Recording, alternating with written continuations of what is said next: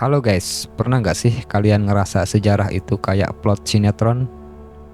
Kontradiktif, nggak habis-habis, dan kayak nyasar di labirin konflik.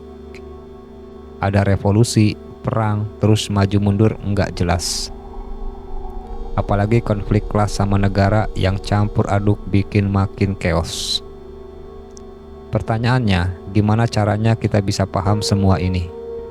Kok kayaknya nggak ada logikanya? Sejak awal banget, manusia tuh selalu nyoba cari aturan main hidup mereka. Ada yang percaya sama kekuatan supernatural, ada juga yang bilang hidup diatur sama para orang hebat.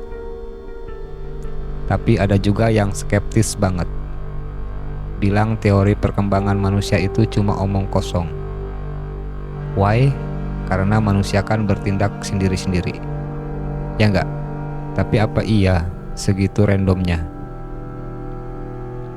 Nah, zaman dulu di Eropa Barat selama ribuan tahun, cerita kitab Kejadian jadi pedoman utama. Kalau ada yang berani ngegas teori ini, langsung dicap antek setan.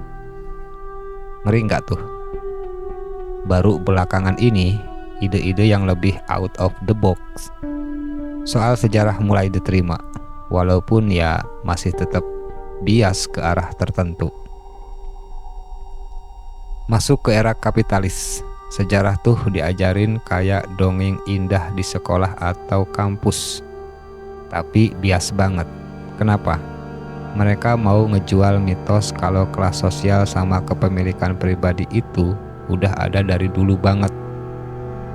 Tujuannya ya buat ngehalalin sistem eksploitasi kapitalis.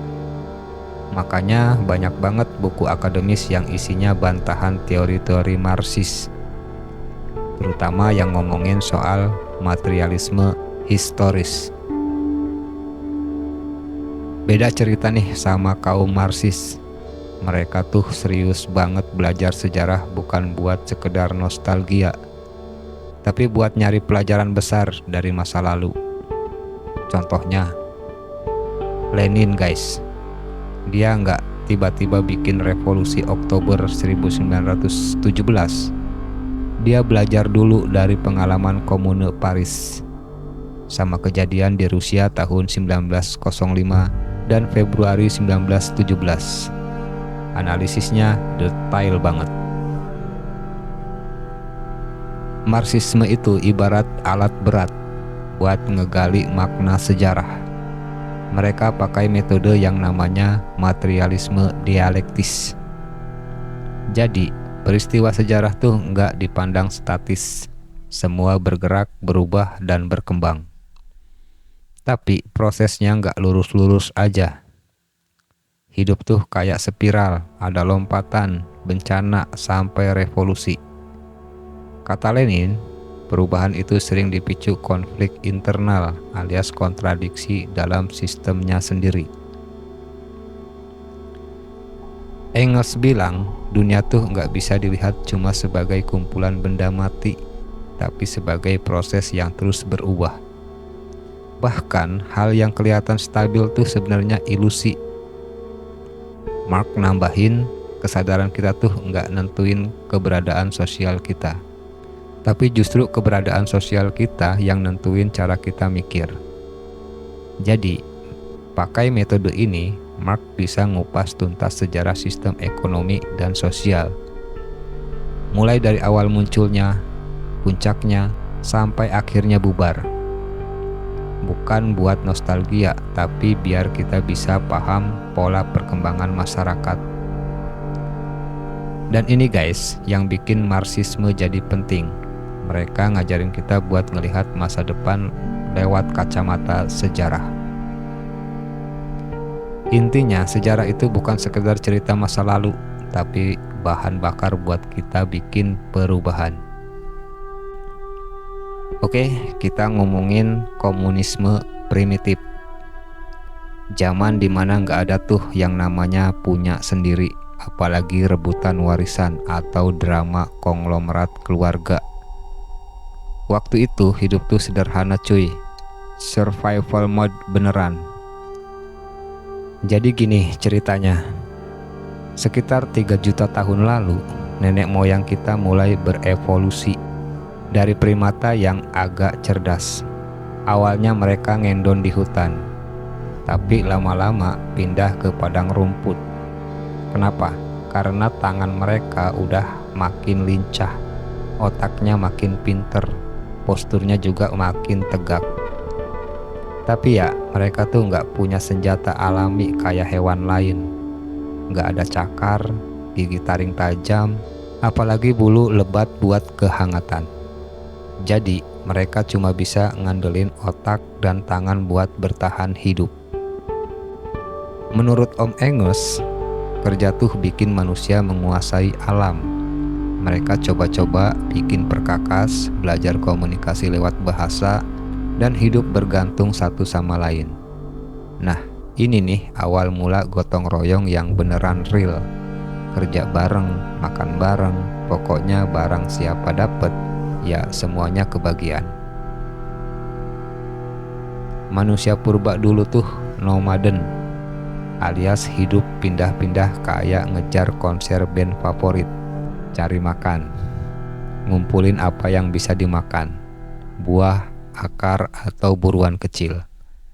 Selama ribuan tahun nggak ada yang namanya kepemilikan pribadi. Semua yang dikumpulin ya dipakai bareng-bareng. Arkeolog nyebut era ini sebagai zaman batu tua. Mereka nggak punya rumah pribadi loh. Hidupnya masih komunal banget. Jadi satu suku tuh tinggal rame-rame di satu tempat. Anak-anak dirawat sama seluruh suku kayak daycare gratis. Sistem ini bikin semua setara, nggak ada yang lebih kaya atau lebih miskin. Bahkan nggak ada polisi, aparat, atau tentara. Kalau ada masalah, ya udah selesaikan rame-rame lewat diskusi suku. Demokratis banget kan? Sekitar 10-12 ribu tahun lalu, mereka mulai belajar bercocok tanam dan berternak. Ini bikin mereka nggak usah pindah-pindah lagi buat nyari makan. Hidup mulai lebih stabil dan mereka mulai bikin perkakas baru buat bantu kerja. Tapi disinilah perubahan besar mulai kerasa. Tanah yang tadinya milik suku mulai dibagi-bagi buat keluarga. Dari yang awalnya matriarki atau keturunan dihitung lewat ibu, lama-lama berubah jadi patriarki atau dominan bapak-bapak. Di zaman purba nggak ada tuh konsep kaya miskin, tapi begitu manusia bisa bikin surplus makanan, wah mulai deh ada yang merasa lebih punya daripada yang lain. Awalnya kalau ada tawanan perang, mereka cuma jadi cadangan makanan alias kanibal. Sadis banget kan? Tapi pas surplus makanan muncul, mereka mikir, mending tawanan dijadiin budak aja, bisa bantu kerja dan kasih hasil lebih. Tapi masalahnya gimana caranya kontrol budak ini? Suku-suku lama nggak punya polisi atau tentara. Makanya dari sinilah muncul sistem kekuasaan baru. Klan yang tadinya solid mulai pecah. Karena yang kaya lebih relate sama sesama orang kaya. Meski beda klan dibanding orang miskin di klan mereka sendiri. Komunisme primitif itu bukti kalau manusia dulu bisa hidup bareng-bareng tanpa drama. Mereka nggak butuh polisi atau raja buat atur hidupnya. Semua orang dianggap setara. Tapi surplus makanan dan kepemilikan pribadi mulai mengubah semuanya. Dari situ lahirlah kelas sosial, kekuasaan, dan bahkan negara. So, pelajaran yang bisa kita ambil, jangan lupa gotong royong itu bukan cuma warisan, tapi udah jadi bagian dari DNA kita sebagai manusia. Yuk mulai hidup saling bantu, bukan saling rebut. Oke, terima kasih telah menonton video ini. Kita lanjut ngomongin materialisme historis di video berikutnya.